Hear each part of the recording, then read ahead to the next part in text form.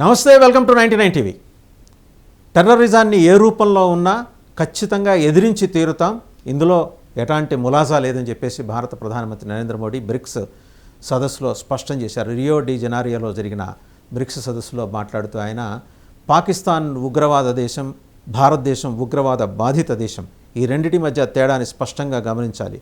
అలాగే ఆపరేషన్ సింధూర్ సందర్భంగా తాము పాకిస్తాన్లో POJK Pakistan occupied Jammu and కాశ్మీర్లో ఉన్న 9 ఉగ్రవాద క్యాంపుల్ని ఎలా డిస్మాంటిల్ చేశామో కూడా చెప్పుకుంటూ వచ్చారు. అలాగే ఈ ఇబ్బందికరమైన సమయంలో భారతదేశానికి మద్దతుగా నిలిచిన సభ్య దేశాలందరికీ కూడా ఆయన కృతజ్ఞతలు తెలియజేశారు. బ్రిక్స్లో మొట్టమొదటిసారిగా ప్రధానమంత్రి స్థాయిలో ఈ పూర్తిగా జరిగిన ఈ విధ్వంసానికి సంబంధించి తీవ్రమైన నిరసన ప్రతిఘటన తెలియజేయడం అనేది ప్రపంచ దేశాలన్నింటినీ కదిలించింది. ప్రత్యేకించి బ్రిక్స్ అన్నీ కూడా ఆ విషయాన్ని గమనంలోకి తీసుకున్నాయి. ఎందుకు అంత బలంగా ఆయన ప్రస్తావన చేయాల్సి వచ్చిందంటే ఒక పక్క పాకిస్తాన్ నెగటివ్ నెరేటివ్స్ బిల్డ్ చేసుకుంటూ వస్తుంది. అంటే ఒక్కో చోట ఒక్కో రకంగా వాళ్ళ మినిస్టర్స్, వాళ్ళ ప్రైమ్ మినిస్టర్, వాళ్ళ ఆర్మీ చీఫ్ మాట్లాడుతూ రావటం. ప్రత్యేకించి వాళ్ళ ఆర్మీ చీఫ్ ఆయన సయ్యద్ అసీం మునీర్ మాట్లాడుతూ ఒక 1 వీక్ క్రితం, ఒక వారం క్రితం ఆయన మాట్లాడుతూ ఆయన ఏమన్నారంటే, మేము తగిన సందర్భంలో, తగిన స్థాయిలో, తగిన విధంగా చర్యలు తీసుకుంటాం. ఎవడి మీద చర్యలు తీసుకుంటారు, ఏ సమయంలో చర్యలు తీసుకుంటారు, ఆయన ఎందుకు అనుమానించాల్సి వస్తుందంటే, కరెక్ట్గా ఏప్రిల్ 22న పహల్గామ్ అటాక్ జరగటానికి 4 రోజుల ముందు ఆయన ఒక సమావేశం పాకిస్తాన్లో నిర్వహించి పాకిస్తాన్ 4 ఫాదర్స్, 5 ఫాదర్స్, 6 ఫాదర్స్ గురించి చెప్పుకుంటూ వచ్చాడు. పాకిస్తాన్కు ఉన్న ఘనమైన చరిత్ర గురించి చెప్పుకుంటూ వచ్చాడు. ఆ వెంటనే పహల్గామ్ అటాక్ జరిగింది. అండ్ అలాగే మొన్న ఆయన మాట్లాడిన తర్వాత మరి మాలీలో 3 భారతీయులను కిడ్నాప్ చేశారు.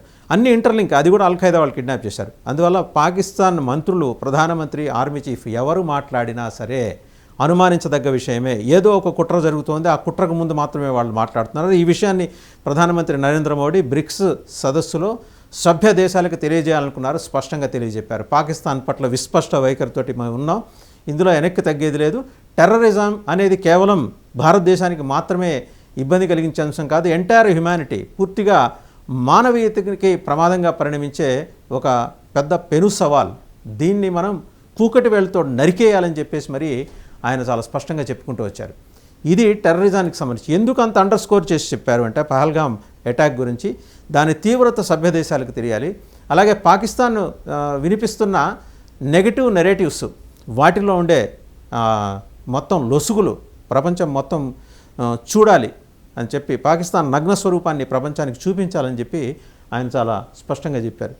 దాడి తర్వాత ఇవాళకి కూడా సిగ్గు లేకుండా పాకిస్తాన్ చేసుకుంటూ వస్తున్న ప్రయత్నాలు, ఎక్కడున్నాడో హఫీజ్ సయీద్ చూపించండి, ఎక్కడున్నాడో మసూద్ అజహర్ చూపించంటూ మొన్న వాళ్ళ విదేశాంగ శాఖ మంత్రి బిలావర్ భుట్టో ఆయన అల్ జజీరాకి ఇచ్చిన ఇంటర్వ్యూలో, ఒకవేళ చూపిస్తే వీఆర్ హ్యాపీ, ఒకవేళ పాకిస్తాన్లో వాళ్ళు ఉన్నట్టుంటే మేము వెంబడే అరెస్ట్ చేస్తామని వాళ్ళ కళ్ళ ముందు తిరుగుతున్నారు టెర్రర్ క్యాంపుల్లో. మన్నీ మధ్య కూడా వాళ్ళు అక్కడ జైషే మొహమ్మద్ హెడ్ క్వార్టర్స్ బహవల్పూర్లో వాళ్ళు సమావేశమైతే సీక్రెట్ మీటింగ్ పెడితే దానికి రక్షణ ఇచ్చింది జిహాదీ జనరల్ సయ్యద్ అసీం మునీర్. ఆ లోపల మొత్తం ఈ ఉగ్రవాద ముఠాల నాయకులందరూ హఫీజ్ సయీద్, మసూద్ అజహర్, అలాగే లఖ్వీ, ఇంకా హమాస్ నుంచి కూడా వచ్చారు. వాళ్లే ట్రైన్ చేసి పారాగ్లైడర్స్ ద్వారా పహల్గామ్లో ఒక 2-3 టెర్రరిస్టులు ల్యాండ్ అవడానికి ట్రైనింగ్ ఇచ్చింది హమాస్ వాళ్ళు కూడా అందులో పాల్గొంటే మేడం మెన్ నోషిబా షహబాజ్ అనే ఆవిడ మొత్తం కార్యాచరణ అంతా ఇచ్చింది. భారతదేశంలోకి స్లీపర్ సెల్స్ని ఎలా తయారు చేసుకుంటున్నాం, ఒక 3000 మంది స్లీపర్ సెల్స్ జయంగా తాము ఎలా పనిచేసుకుంటూ వస్తున్నాం అనేది కూడా ఆవిడ చెప్పుకుంటూ వచ్చారు. ఇంత సీక్రెట్ మీటింగ్ అంతా, దాని కంప్లీట్ ఫుటేజ్ మన దగ్గర ఉంది, భారతదేశం దగ్గర ఉంది. మరి ఏ మొహం పెట్టుకుని హఫీజ్ సయీద్ మా దగ్గర లేడు, మసూద్ అజహర్ మా దగ్గర లేడు, ఇంటర్నేషనల్లీ డిజిగ్నేటెడ్ టెర్రరిస్టులు వాళ్ళు. బాంబే 26/11 అటాక్స్, అలాగే 9/11 అమెరికా, వీటన్నిటిలోనూ ఇన్వాల్వ్ అయినారు వాళ్ళు. వీళ్ళు మా దగ్గర లేరు అని చెప్పేసి ఉంటే అప్పగిస్తారట, లేకపోతే ఎక్కడున్నారో చూపించండి, క్రెడిబుల్ ఇన్ఫర్మేషన్ ఇవ్వండి, మేమే పట్టుకొని అరెస్ట్ చేసి ఇస్తాం. జనాల్ని ఎలా నమ్మించడానికి దుర్మార్గమైన ప్రయత్నం పాకిస్తాన్ చేస్తూ వచ్చిందో ఆ విషయాన్ని ఆయన బ్రిక్స్ సదస్సులో ప్రధానమంత్రి నరేంద్ర మోడీ ఎండగట్టారు. ఇది పాకిస్తాన్ వైఖరి, జాగ్రత్తగా ఉండండి, ఇవాళ మాకు జరిగింది రేపు మీకు జరగచ్చు. పాకిస్తాన్ ఉగ్రవాదం అనేది ఉగ్రవాదుల్ని చంపవచ్చేమో కానీ ఉగ్రవాదం అనే విషబీజాలను చాలా బలంగా నాటుకుంటూ వెళ్తోంది. టెర్రర్ క్యాంప్స్ మళ్ళీ నిర్మిస్తోంది. ఎక్కడెక్కడ నిర్మిస్తుందో కూడా ప్రధానమంత్రి చెప్పారు. దాదాపు 14 చోట్ల మళ్ళీ నిర్మిస్తోంది. అవి కొన్ని LOCకి ఆనుకొని ఒక 4 చోట్ల నిర్మిస్తోంది. ఈ వివరాలన్నీ సభ్యదేశాలకు ఆయన ఎందుకు తెలియజేశారంటే, ఈ సీరియస్నెస్ తెలియాలి. సభ్యదేశాలు ఈరోజు కాకపోతే రేపైనా ఈ పాకిస్తాన్ నుంచి చెదురుమదురు గాలులకి వెళ్ళి అక్కడ స్థిరపడే ఉగ్రవాద ముఠాలు కూడా ఉంటాయి, జాగ్రత్తగా ఉండండి, మనందరం సమిష్టిగా దీన్ని ఎదుర్కోవాలి అని చాలా బలంగా చెప్పుకుంటూ వచ్చిన విషయం. అండ్ రెండోది, చైనా ఎలా పాకిస్తాన్కి సపోర్ట్ చేస్తూ వచ్చింది, తన లాబొరేటరీగా పాకిస్తాన్ ఎలా ఉపయోగించుకుంది, తన ఆయుధాలని పాకిస్తాన్ సక్సెస్ఫుల్గా ప్రయోగించిందా లేదా అనే విషయాలను కూడా ఏకరువు పెట్టారు ప్రధానమంత్రి నరేంద్ర మోడీ. అక్కడ మనకి తెలుసు, వాళ్ళ PL-15 భారత భూభాగంలో కూలిపోతే 5-6 దేశాలు, ఐస్ అనే పేరుతో ఉన్న 5 దేశాలు వచ్చి వాటిని తీసుకెళ్ళాయి. PL-15 ఫెయిల్యూర్ అనేది వాళ్ళు అసలు ఏమాత్రం తట్టుకోలేకుండా కనిపిస్తున్న అంశం. అది చాలా అద్భుతమైన వ్యవహారం, అద్భుతమైన వ్యవస్థ PL-15 అనేది. దాంతో మేము భారతదేశాన్ని జయించేయగలమని పాకిస్తాన్, చైనా నెరేటివ్స్ బిల్డ్ చేస్తే తీరా మోసే అవి తుస్సుమన్నాయి, సిసింద్రల మాదిరి తుస్సుమన్నాయి అవి.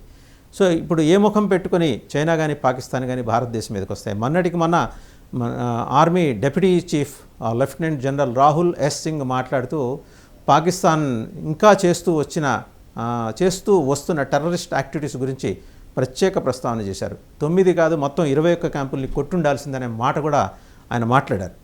అంటే ఎంత సీరియస్గా మనకు ప్రస్తుతం ఇంకోటి స్పష్టం చేశారు ఆర్మీ చీఫ్, ప్రధానమంత్రి కూడా స్పష్టం చేసిందంటే జరిగింది కాల్పుల విరమణ మాత్రమే, ఆగింది యుద్ధం కాదు. సో యుద్ధం కొనసాగుతుంది. పాకిస్తాన్ వెర్రిమొర్రి వేషాలు ఇస్తే ఈసారి సమూలంగా నేలమట్టం చేయడానికి కావాల్సినంత ఎక్విప్మెంట్ అండ్ మనం ఉపయోగించిన ప్రతి ఆయుధం ఎంత సక్సెస్ఫుల్ అయిందనేది ఇంటర్నేషనల్గా మొత్తం 197 దేశాలు, పాకిస్తాన్ని తీసేయండి, అదొక ఉగ్రముఖులు ఉండే ప్రాంతం, 196 దేశాలు గమనించాయి. సో భారతదేశం యొక్క ప్రొఫెషనల్స్, భారతదేశం నావికాదళంలో ఇటీవలగా కొత్తగా వచ్చి కమిషన్ అయిన ఐఎన్ఎస్ తమాల్ నుంచి ప్రయోగించబోయే బ్రహ్మోస్ ఆల్మోస్ట్ సూపర్సోనిక్ మిసైల్, వీటన్నిటి గురించిన ప్రస్తావన ఆయన నేరుగా చేయకపోయినప్పటికీ మా ప్రావెస్నెస్ ఇది, భారత వాయుదళం, భారత వైమానిక దళం, అలాగే భారత పదాతి దళం, బోత్ ఆర్మీ అలాగే ఎయిర్ ఫోర్స్ అండ్ నావీ, ఇవన్నీ కూడా ఏ స్థాయిలో పెనిట్రేట్ అవుతూ శత్రు దేశాన్ని గడగడలాడించబోతున్నాయనేది స్పష్టంగా ఆ వేదిక మీద నుంచి ఆయన వెల్లడించారు. సో పాకిస్తాన్ ఖబర్దార్.